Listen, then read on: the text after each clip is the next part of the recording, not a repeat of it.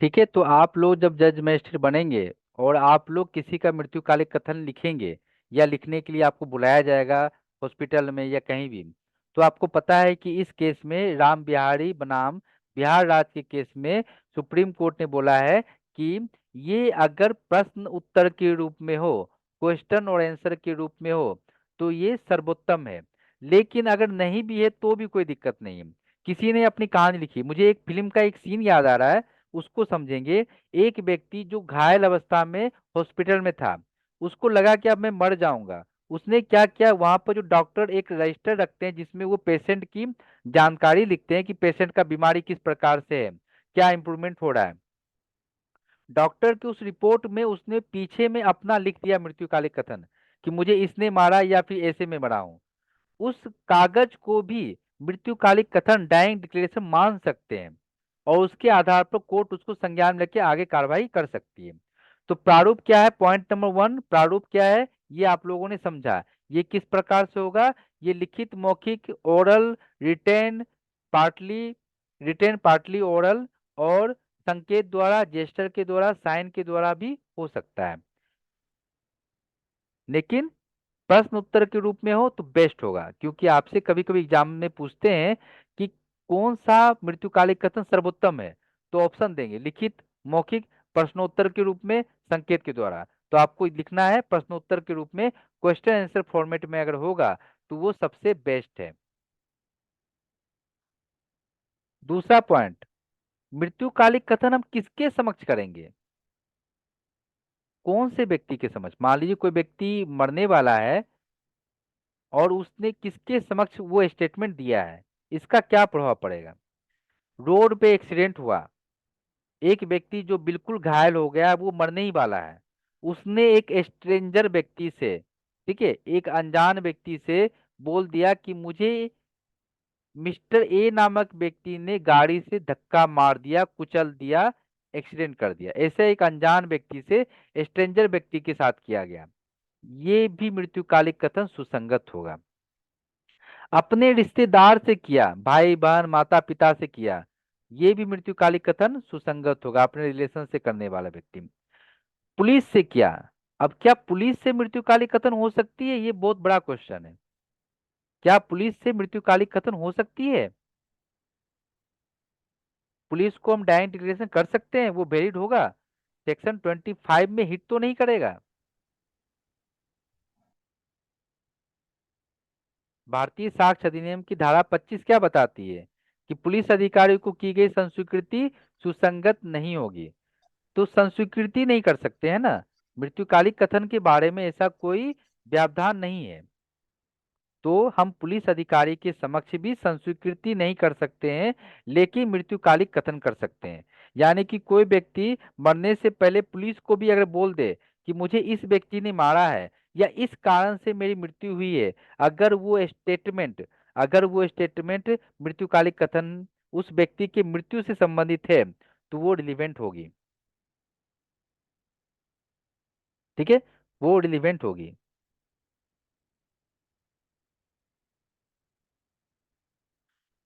क्या 161 का बयान, 161 का बयान क्या होता है सीआरपीसी में, सीआरपीसी में 161 का बयान क्या है। सर वो इन्वेस्टिगेशन के दौरान पुलिस लेते हैं सर। हम्म, अन्वेषण के दौरान, इन्वेस्टिगेशन के दौरान पुलिस जो किसी भी व्यक्ति से, किसी भी साक्षी से कुछ पूछेगी, उसको हम बोलते हैं 161 का बयान, जो पुलिस लेती है। अगर कोई व्यक्ति, पुलिस कोई अन्वेषण कर रही है, इन्वेस्टिगेशन कर रही है, और उसमें किसी व्यक्ति ने कुछ ऐसा बयान दिया जिसके कारण उसकी मृत्यु की जानकारी हो सकती है, तो ये स्टेटमेंट 161 का, ये भी डाइंग डिक्लेरेशन बन जाएगा, मृत्युकालिक कथन बन जाएगा। ठीक है, ये भी डाइंग डिक्लेरेशन मृत्युकालिक कथन बन जाएगा। अगर ऐसा स्टेटमेंट देने के बाद कथनकर्ता की, स्टेटमेंट देने वाले व्यक्ति की मृत्यु हो जाती है और 161 का बयान उस मृत्यु से संबंधित किसी कथन को इंगित करता है, तो ठीक है। तो हमेशा ध्यान रखेंगे मृत्युकालिक कथन किसके समक्ष हो सकता है, सभी व्यक्ति के समक्ष हो सकता है, चाहे वो कोई व्यक्ति हो, चाहे वो पुलिस वाला व्यक्ति हो, चाहे वो रिश्तेदार हो, चाहे वो दूसरा व्यक्ति हो, पहचाना हुआ व्यक्ति हो, कोई भी हो, अजनबी हो, सभी के समझ किया जा सकता है। लेकिन सबसे बेस्ट किसके समझ होगा? आप लोग गेस कर सकते हैं सबसे बेस्ट किसके समझ होगा? मजिस्ट्रेट। मजिस्ट्रेट के समझ सबसे बेस्ट होगा। क्यों? क्योंकि मजिस्ट्रेट एक न्याय सर मतलब। हाँ।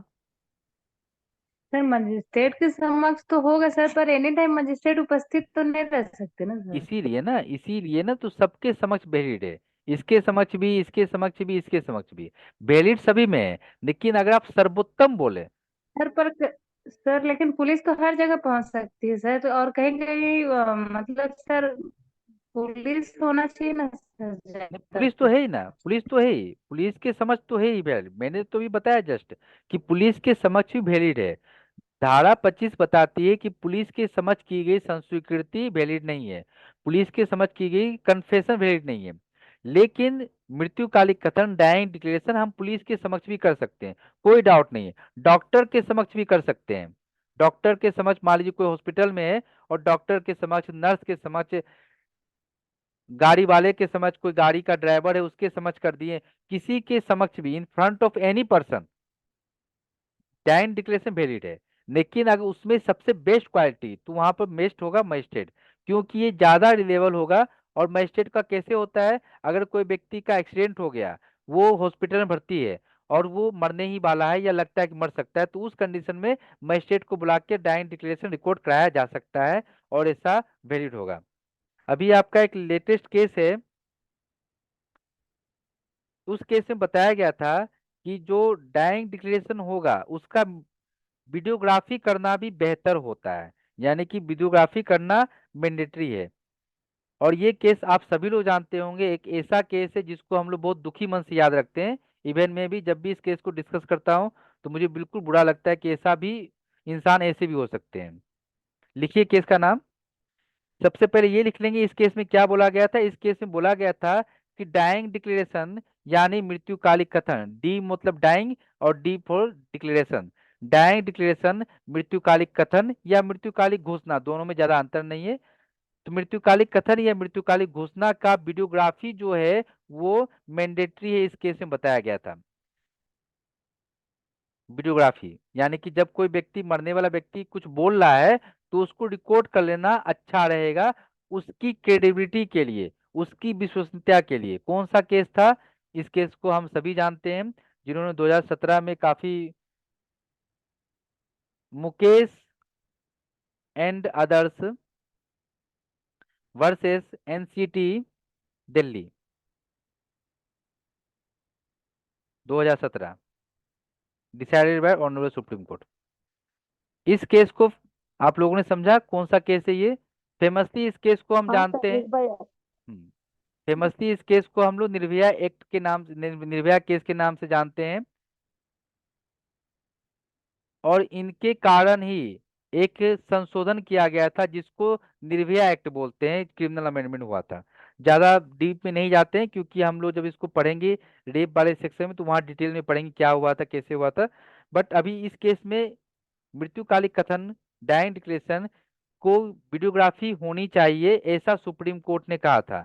तो जब आप एग्जाम में लिखेंगे, मेंस में, वहां पर ये केस डाल देंगे तो चेकर को लगेगा कि चलो आपने इसके बारे में लेटेस्ट केसेस का भी अपडेट है। मुकेश एंड अदर्स बनाम एनसीटी दिल्ली। यहाँ पर एक चीज और वेरीफाई करना चाहूंगा, यहाँ पर एक वर्ड दिखा आपको, एनसीटी दिल्ली। दिल्ली तो जानते हैं, दिल्ली। एनसीटी का मतलब क्या होता है? नेशनल कैपिटल टेरिटरी, राष्ट्रीय राजधानी क्षेत्र। राष्ट्रीय राजधानी क्षेत्र। तो मुकेश बनाम अन्य, बनाम, सॉरी, मुकेश और अन्य बनाम राष्ट्रीय राजधानी क्षेत्र दिल्ली 2017 का केस है। और सुप्रीम कोर्ट ने इसमें जजमेंट दिया, उसमें उन्होंने बताया कि मृत्युकालिक कथन का, डाइंग डिक्लेरेशन का वीडियोग्राफी होना अनिवार्य है। ठीक है।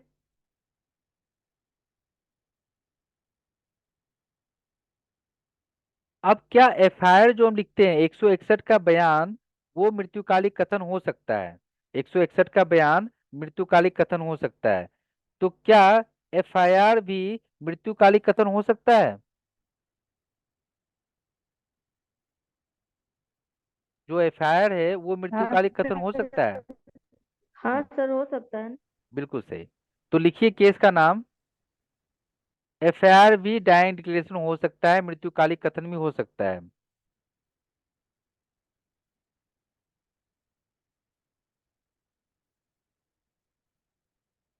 दो केसेस में लिखाऊंगा, दोनों केसेस आते हैं इसमें इसलिए। के रामचंद्र,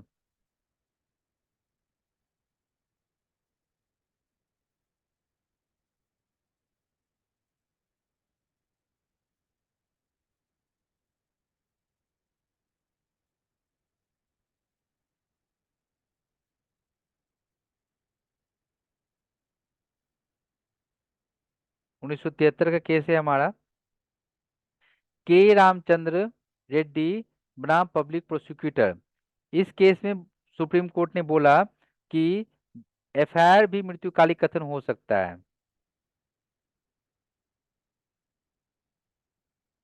के रामचंद्र, के सभी लोग अच्छे से स्पेलिंग चेक करके देख कर लिखेंगे। Reddy versus public prosecutor.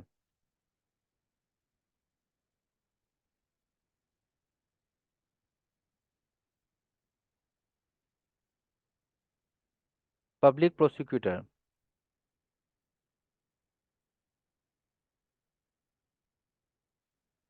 बस आपका सबसे अभी एक टफ पोर्शन यही है।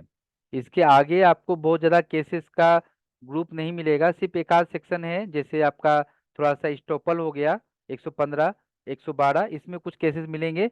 बाकी एक यही है, इसमें बहुत सारे केसेस आपको देखने को मिलते हैं। एक ये केस हो गया के रामचंद्र रेड्डी बनाम पब्लिक प्रोसिक्यूटर। इस केस में बोला गया था कि एफआईआर भी डाइंग डिक्लेरेशन हो सकता है। एक और केस था हमारे पास।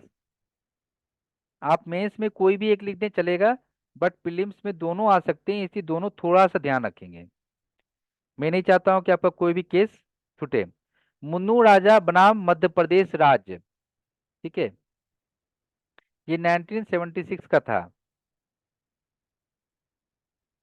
मुन्नू राजा,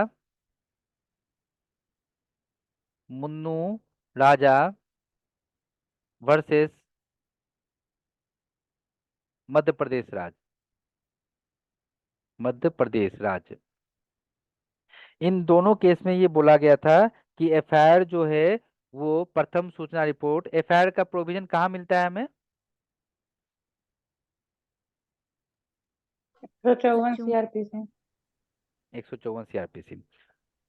तो एफआईआर जो है वो मृत्युकालिक कथन के रूप में स्वीकार हो सकता है अगर मरने वाले व्यक्ति के संबंध में, जिस व्यक्ति की मृत्यु होगी, उसके मरने के कारण के बारे में हमें कोई जानकारी मिलेगी, तो वहां डाइंग डिक्लेरेशन एलिजिबल होगा।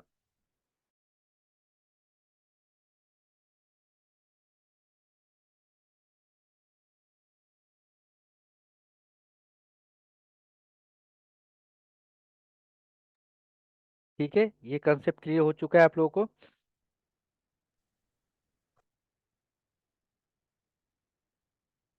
अगर क्या हो, मृत्युकालिक कथन करने के बाद जो कथन करता है वो बच जाए।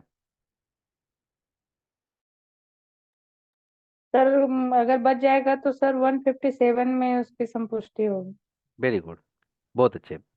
तो अगर वो व्यक्ति बच जाता है, यानी कि जो डाइंग डिक्लेरेशन करता है वो मरता नहीं है, ही विल बी सेव्ड, उसकी लाइफ बच जाती है, वो मरता नहीं है, तो उसका जो स्टेटमेंट होगा, उसका स्टेटमेंट जो होगा, पहली चीज, उसका परीक्षा हम साक्षी की भांति, विटनेस की भांति करेंगे। मतलब कोर्ट में ले जाएंगे, पूछेंगे, क्रॉस एग्जामिनेशन करेंगे उसका।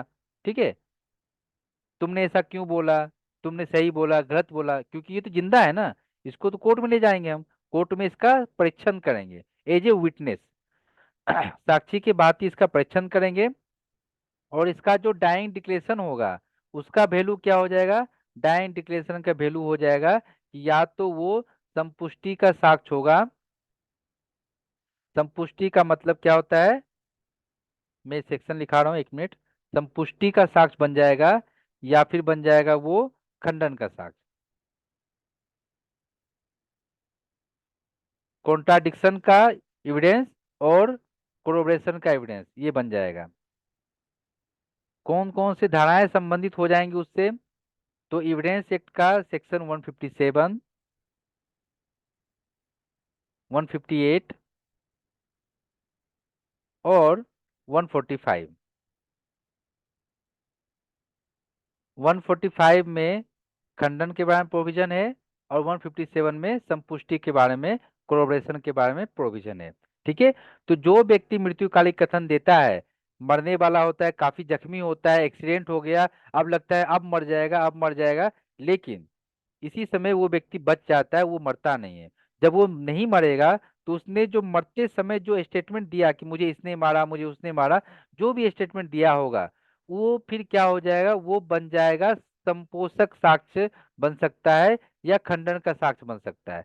उसको साक्षी के रूप में कोर्ट में प्रेजेंट करेंगे और उसका जो मृत्युकालिक कथन होगा उसकी संपुष्टि की जाएगी या खंडन की जाएगी। उसका जो स्टेटमेंट होगा वो प्रीवियस स्टेटमेंट मान लिया जाएगा, यानी कि पूर्ववर्तन कथन मान लिया जाएगा, और उस कथन का उपयोग हम उसके संपोषक साक्ष्य के रूप में कर सकते हैं सेक्शन 157 धारा 157 के तहत, या उसके किसी बात के खंडन के लिए, झूठा ठहराने के लिए कर सकते हैं 145 में। और 158 बात करता है संपोषक साक्ष्य की तरह ही। ठीक है। तो जब व्यक्ति बच जाएगा तब ये होगा। अगर मान लीजिए कोई व्यक्ति जो एक्सीडेंट हो गया है या मरणासन स्थिति में है और उसने मृत्युकालिक कथन दिया, और मृत्युकालिक कथन उसने एक बार दिया तो ठीक है, लेकिन कोई व्यक्ति 2 बार या 3 बार अपना स्टेटमेंट देता है, यानी कि एक बार वो उठता है, स्टेटमेंट देता है, स्टेटमेंट देने के बाद बेहोश हो जाता है, फिर उठता है, फिर स्टेटमेंट देता है, फिर बेहोश हो जाता है, ऐसा करके उसने 3 बार डाइंग डिक्लेरेशन दिया है, मृत्युकालिक कथन किया है। अब आप बताएं कि इसकी साक्षिक वैल्यू क्या होगी?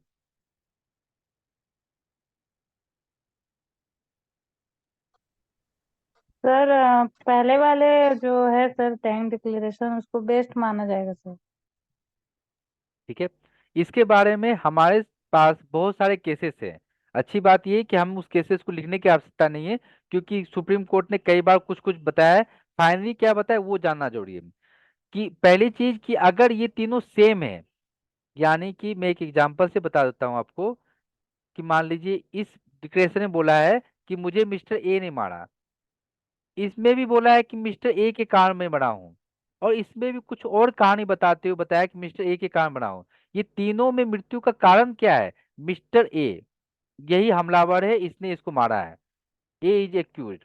तो सभी में अगर डाइंग डिक्लेरेशन बिल्कुल सेम है तो फिर वहां पर वो रिलीवेंट होगा, कोर्ट उसको एक्सेप्ट करेगी। अगर मान लीजिए थोड़ा बहुत चेंजिंग है तो उस कंडीशन में कोर्ट जो पहला है, सबसे पहला डाइंग डिक्लेरेशन, उसको मानेगी। अगर सभी कंडीशन में अलग अलग बताया है, इसमें मिस्टर ए, इसमें मिस्टर बी और इसमें मिस्टर सी बताया है, यानी कि पहले मृत्युकालिक कथन में मिस्टर ए बताया, दूसरे में मिस्टर बी बताया, तीसरे में मिस्टर सी बताया कि मिस्टर सी ने मुझे मारा है, दूसरे मृत्युकालिक कथन में बताया कि मिस्टर बी ने मुझे मारा है, और प्रथम मृत्युकालिक कथन में बताया कि मिस्टर ए ने मुझे मारा है। यानी हर बार मृत्युकालिक कथन बदलता गया, एक दूसरे के अगेंस्ट है, तो ऐसी कंडीशन में कोर्ट उसके किसी भी मृत्युकालिक कथन पर विश्वास नहीं करेगी।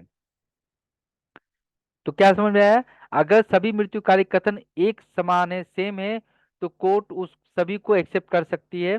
अगर मृत्युकालिक कथन एक से अधिक है और सभी आपस में कॉन्ट्राडिक्ट है, यानी एक दूसरे के प्रतिरोध में है, तो कोर्ट किसी को भी एक्सेप्ट नहीं करेगी। लेकिन थोड़ा बहुत अंतर है, तो सबसे पहला जो मृत्युकालिक कथन किया गया है, जो क्रम में सबसे पहला है, कोर्ट उस पर विश्वास करेगी, क्योंकि बाद में पक्षकार ने अपने आप को परिवर्तित कर लिया हो, अपने बयान को बदल लिया हो अपनी इच्छा अनुसार, कंस्पायरेसी करके, लेकिन पहला जो था वो सही था, ऐसा कोर्ट मानेगी।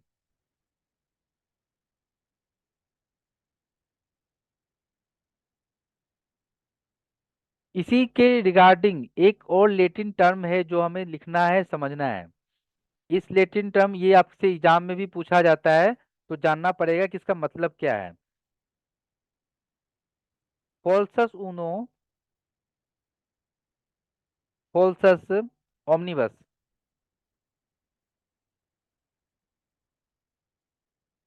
फोल्सस उनो फोल्सस ओमनिबस। इसका मतलब होता है, लिखिए इसको मतलब हिंदी इंग्लिश में, एक बात मिथ्या। फॉल्सस मतलब फॉल्स होता है। मैं एक ट्रिक बताता हूँ जिससे आप लोग ये लेटिन मैगजीम को कम से कम प्रीलिम्स में तो पहचान सकते हैं। फॉल्सस वर्ड जो है बना है फॉल्स से बना है,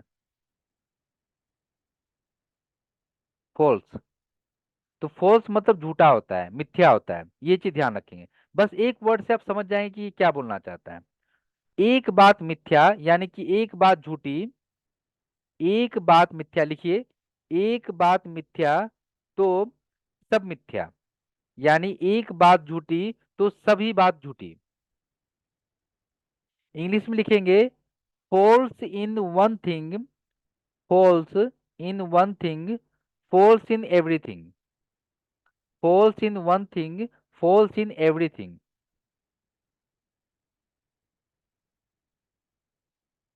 इसका मतलब होता है कि अगर किसी व्यक्ति ने डाइंग डिक्लेरेशन दिया, मृत्युकालिक कथन दी, और मृत्युकालिक कथन में उसने 4 लाइन बोले हैं, ठीक है, 4 लाइन बोले, 4 कथन किए, उस 4 कथन में 2 कथन पता चल गया कि वो झूठा है, ठीक है, फॉल्स है, और 2 कथन के बारे में पता चला है कि 2 कथन, 2 स्टेटमेंट, 2 लाइन उसका सही था, राइट था। तो कोर्ट क्या करती, कोर्ट उसके पूरे स्टेटमेंट को काट देती, किसी को भी एक्सेप्ट नहीं करती, ठीक है, किसी को एक्सेप्ट नहीं करती, नॉट एक्सेप्टेबल है। देख, ये इस लेटिन मैगजीम का मतलब हुआ कि एक बात झूठा तो सभी बात झूठा। अगर हमने, जैसे मैं आपको 4 लाइन बताऊं, उस 4 लाइन में, उस कहानी में 2 बातें झूठी है, तो आपको लगेगा सर 2 बात झूठी बोले तो सब बात झूठी ही होगी। ये कंसेप्ट है इस मैगजीम का। लेकिन ये मैगजीम भारत में प्रायोजित नहीं है, ये भारत में लागू नहीं है। तो भारत में क्या होता है, अगर आपने एक स्टेटमेंट दिया है, उसमें से 2 लाइन झूठी है और 2 लाइन सही है, तो कोर्ट जो सही लाइनें हैं उसको एक्सेप्ट करेगी। यानी कि आपसे एग्जाम में 2 क्वेश्चन इससे प्रीलिम्स से बनते हैं, फॉल्सस उनो, फॉल्सस ओमनीबस। ये जो लेटिन मैगजीम है, ये लेटिन मैगजीम का मतलब क्या है, तो इसका मतलब है कि एक बात मिथ्या तो सभी बात मिथ्या। एक स्टेटमेंट का कुछ पार्ट अगर झूठा है तो पूरे पार्ट को हम झूठा समझेंगे। लेकिन ये जो है भारत में लागू नहीं है, it is not applicable in India. ये आंगल विधि में यानी इंग्लिश लॉ में एप्लीकेबल है। ठीक है, यहाँ तक समझ में आ गई बातें आप लोगों को।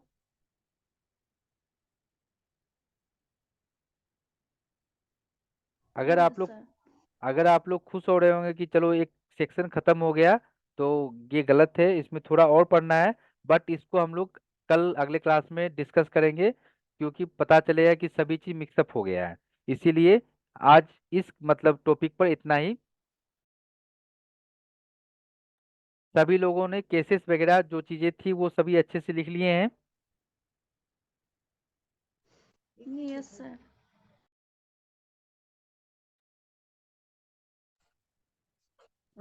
गुड। सर संपत्ति को क्या बोले आपने, इंग्लिश में क्या कोरोबोरेशन, बोलते हैं सर? कोरोबोरेशन, क्या? हाँ, कोरोबोरेशन। कोरोबोरेशन। जी सर। सर एक लैटिन वर्ड था, कोई व्यक्ति अपने निर्माता से अपने, फिर उसके बाद क्या बोले थे, अपने मुंह के साथ नहीं मिलेगा, झूठ, ऐसे करके कुछ झूठ, बोले हाँ, झूठ के साथ नहीं थे, मिलेगा। झूठ के साथ। हाँ, जी सर। झूठ के साथ नहीं मिलेगा। ठीक है, कोई व्यक्ति अपने निर्माता से मुंह में झूठ के साथ नहीं मिलेगा, यानी कि कोई व्यक्ति अपने ईश्वर, अपने निर्माता से, उसके साथ झूठ मुंह में लेके नहीं मिलेगा, यानी कि लास्ट टाइम जो चीज बोलेगा वो सत्य बोलेगा, ये चीज है। और यही स्टेटमेंट न्यायमूर्ति लस ने भी दिया है। लस जो थे उन्होंने भी यही स्टेटमेंट दिया है कि कोई भी व्यक्ति, मरते हुए व्यक्ति झूठ नहीं बोलेगा। तो इसीलिए हम इस स्टेटमेंट को पायस मानते हैं। हम मानते हैं कि जो व्यक्ति मरने वाला बोला होगा वो सही बोला होगा। थोड़ा सा और इसके कुछ केसेस हैं, कुछ और कंसेप्ट हैं, वो सब क्लियर हो जाएंगे, क्योंकि मृत्युकालिक कथन सबसे ज्यादा पूछा जाने वाला क्वेश्चन है। एविडेंस एक्ट में सबसे मोस्ट ऑफ इससे क्वेश्चन बनते हैं आपको। फिर हमको देखना ये भी है कि आंगल विधि इंग्लिश लॉ में और हमारे लॉ में इसमें क्या डिफरेंशिएशन है, क्योंकि वो भी पूछा जाता है। लेकिन हम इस सब चीजों को कल डिस्कशन करेंगे। अभी लास्ट टाइम कुछ 5 क्वेश्चन में पूछूंगा।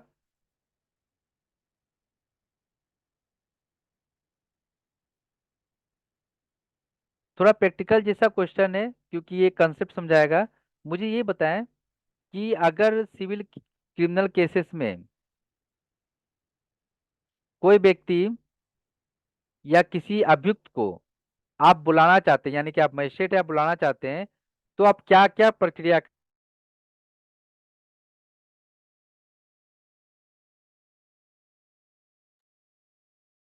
क्या प्रक्रिया करेंगे? आप लोग चाहे तो लिख कर भी बता सकते हैं यहाँ पर स्क्रीन पर, या बताकर भी बता सकते हैं कि किसी व्यक्ति को, अभियुक्त को हम कोर्ट में बुलाना चाहें तो हम क्या कर सकते हैं, जज या कोर्ट क्या कर सकता है, कैसे बुलाएगा? हाँ सर बताएं। नोटिस भेजेगा। नोटिस भेजेगा, ठीक है। दीपा जी आप बताएं, क्या बता रही थी? पुलिस थाना या वारंट भेज के बुलाएंगे सर। समन या वारंट दे के बुलाएंगे, ठीक है। कल है तो सर वारंट समझ दोनों यूज। हाँ सर, दोनों का क्या बोलते हैं, सिविल मैटर है तो समझ तो होगा ही। तो आपने सम्मन भी भेज दिया, वो व्यक्ति नहीं आया। हम्म। आपने वारंट भी भेज दिया, वो व्यक्ति नहीं आया, अब क्या करेंगे? फिर पुलिस लाएगी ना सर, वारंट में आते हैं ना सर, गिरफ्तारी वारंट जारी होगा सर। नॉन बेलेबल वारंट, ठीक है, NBW, नॉन हम्म। बेलेबल वारंट, यानी पुलिस अरेस्ट करके खुद लेके आएगी। अगर मान लीजिए पुलिस को भी नहीं मिला, भाग गया है वो, तो क्या करेंगे? तो वेट करेंगे सर। हम्म और एक और प्रक्रिया है उद्घोषणा करने का, जैसे आपने बताया बिल्कुल सही है। वेट करेंगे 30 दिन तक, प्रोक्लेमेशन करके, उद्घोषणा करके, और 82 में हम उसको फरार उद्घोषित कर देंगे, भगोड़ा उद्घोषित कर देंगे, वांटेड घोषित कर देंगे, ठीक है। ये सारा प्रक्रिया है। और इसके बाद भी वो व्यक्ति नहीं आया तो उसकी प्रॉपर्टी को अटैच कर लेंगे, कुर्क कर लेंगे। ये सारा एक टर्म दिया गया है कि करेंगे। सर, हम्म तो ये तो क्रिमिनल में नाम होगा सर। हाँ, ये क्रिमिनल में है। सिविल में नॉर्मली समन और वारंट ही इशू करते हैं, और वहां से आगे की प्रक्रिया बहुत ज्यादा जरूरत ही नहीं पड़ती करने की, लेकिन क्रिमिनल में ये सब चीजें करते हैं। आप लोग ये बताएं मुझे कि 125 CRPC का ट्रायल जो होता है, वो ट्रायल क्रिमिनल में दिया गया है, यानी CRPC में दिया गया है, लेकिन उसका प्रक्रिया CPC जैसा है। उसमें हम सजा तो नहीं देते हैं। 125 में सजा तो देने का इंटेंशन नहीं है, तो फिर इसको CRPC में क्यों रखे हैं? सीआरपीसी का सेक्शन 125 सीआरपीसी में क्यों है, CPC में क्यों नहीं?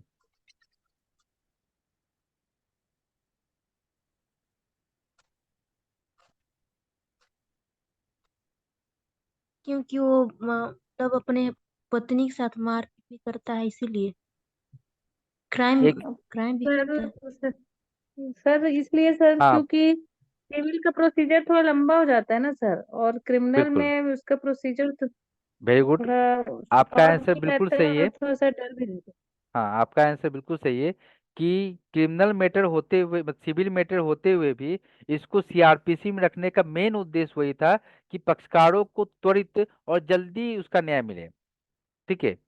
बहुत जल्दी न्याय मिल जाएगा क्योंकि आप सभी जानते हैं सिविल मैटर बहुत लंबे चलते हैं और क्रिमिनल मैटर जल्दी हो जाते हैं। मुझे ये बताएं कि कौन से सब क्लॉज में लिखा है कि महिला कब, पत्नी कब भरण पोषण की हकदार नहीं होगी? 125 के कौन से सब क्लॉज में लिखा हुआ है? है। ट्रेन में है क्या सर? नहीं, 3 में नहीं है, थोड़ा और जोर डालें। तो 4 में होगा सर। 4 में सही है। मुझे ये बताएं इंटरिम मेंटेनेंस क्या होता है, अंतरिम भरण पोषण क्या होता है? सर जब कार्यवाही चलती रहती है सर, पूरा मतलब सर 125 का जो भरण पोषण का आवेदन है उसका ट्रायल पूरी तरह नहीं हो पाता। हम्म, तो उस दौरान जो केस चलता है सर, उसके लिए जो आवेदिका होती है उसको तो कुछ चाहिए ना सर, क्योंकि कोर्ट में प्रोसीजर में कुछ खर्च होते हैं, इसलिए वो इंटरिम लगा सकती है मेंटेनेंस का आवेदन। आ, तो वो सर डिसीजन से पहले होता है सर। ठीक है, बहुत अच्छा। तो कोर्ट को इसका निष्पादन, जैसे कि आपकी क्लाइंट ने मांगा मेंटेनेंस, तो कोर्ट कितने समय के भीतर उस पर डिसीजन देगी, कितने दिन? अंतिम भरण पोषण के आवेदन का निष्पादन कोर्ट को कितना दिन के भीतर करना पड़ेगा?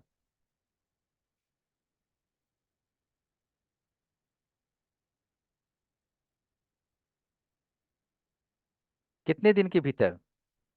60 दिन, 90 दिन, 30 दिन, कितने दिन के भीतर? सर 60 दिन है सर, 60 या 30 दिन है सर, 60 या 30 दिन के अंदर करेगी। 60 दिन, ये आपका पहले का आंसर सही है। बाकी लोग क्यों नहीं बता रहे हैं? ऐसा तो नहीं कि 125 आप लोग जानते नहीं होंगे। ठीक है, एक और टफ क्वेश्चन। मुझे कंसेप्ट जानना है, मुझे ये नहीं जानना है कि आपने उसको कितना याद किया है। मान लीजिए 2023 जनवरी, जनवरी को पैसा मिलना था आपके क्लाइंट को, भरण पोषण का ऑर्डर हो गया है, कोर्ट ने ऑर्डर कर दिया कि 10,000 अपनी वाइफ को दो। लेकिन आपके क्लाइंट को जनवरी 2023 का पैसा नहीं मिला है। तो आप कितने समय तक उस जनवरी के पैसे के लिए कोर्ट में आवेदन कर सकते हैं? आपको ये पैसा दिलवाना है अपने क्लाइंट को जनवरी 2023 का मेंटेनेंस का। तो आप कितने समय के भीतर, what is the limitation period, कितने समय के सर भीतर जनवरी कोर्ट दो में हजार चौबीस तक। यानी कि 1 साल। बहुत अच्छे। हम्म। 1 साल, विद इन 1 ईयर जो है आपको उसके लिए करना पड़ेगा। अगर आपने 1 साल के बाद किया तो कोर्ट को आप रीजन देंगे, चलो ये रीजन था, वो रीजन था सर, नहीं पता था हमको, कानून नहीं पता था, जो भी चीजें हैं, तो कोर्ट इंटरटेन कर ले, वो एक अलग चीज है एक्सेप्शनल कंडीशन में।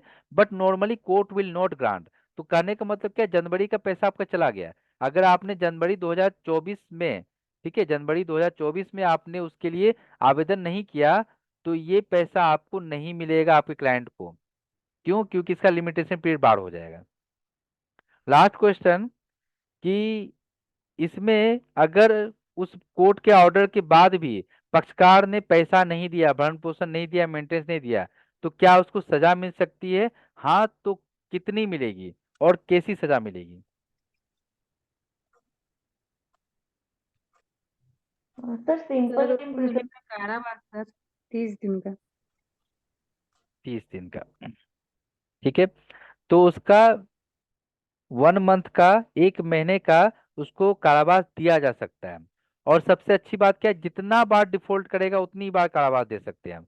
अगर वो 5 बार, एक ही साल में 5 बार उसने डिफॉल्ट किया, तो पांचों बार एक एक महीना, एक एक महीना दे सकते हैं। अनलिमिटेड चलेगा, क्योंकि धारा 125 पर ना तो आपका लिमिटेशन पीरियड अप्लाई होता है, धारा 25 पर ना तो आपका सीआरपीसी की धारा 300 सब क्लॉज 1 अप्लाई होता है, ना तो पूर्व न्याय का सिद्धांत अप्लाई होता है, रेस जुडिकाटा अप्लाई होता है, कुछ नहीं होता है। ये जितनी बार रिपीट होगा उतनी बार वो महिला आवेदन कर सकती है, उतनी बार, मतलब महिला भी कर सकती है, और भी जो व्यक्ति योग्य है उसके लिए वो कर सकते हैं, उनको मिल सकता है।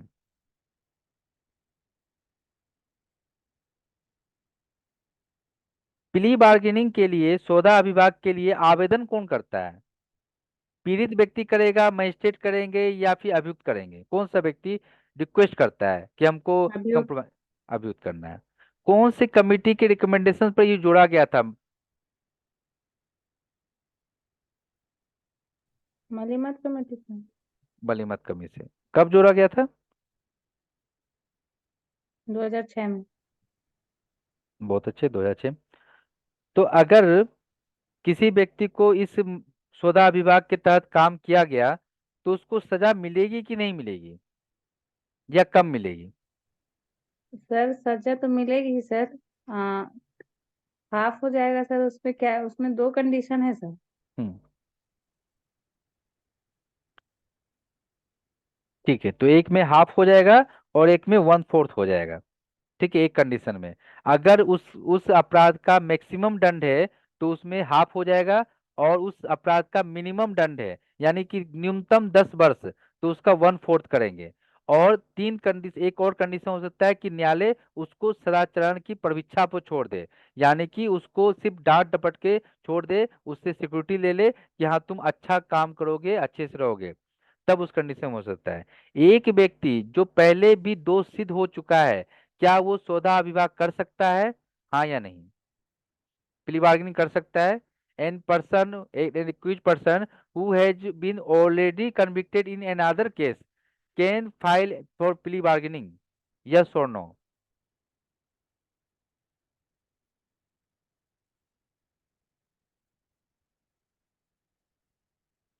हाँ या ना ही बोलना है, कुछ भी बोल सकते हैं, 50% साफ सही होने की संभावना रहेगी। पता नहीं सर। हाँ सर, कर तो सकते हैं, उसमें लिखा है सर 7 साल से अधिक का तो नहीं होना चाहिए अपराध। ऐसा लग रहा है एक दीपा जी ही क्लास में, बाकी सब नहीं है।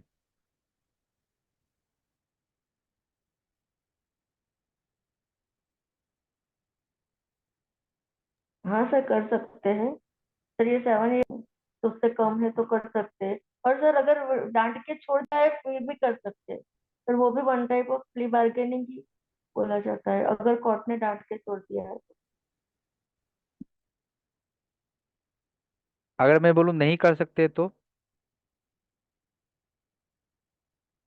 तो सर आप सही हो सर गए। तो नहीं करते होंगे सर, याद नहीं है सर, बहुत दिन हो गए रिविजन ही नहीं किए तो।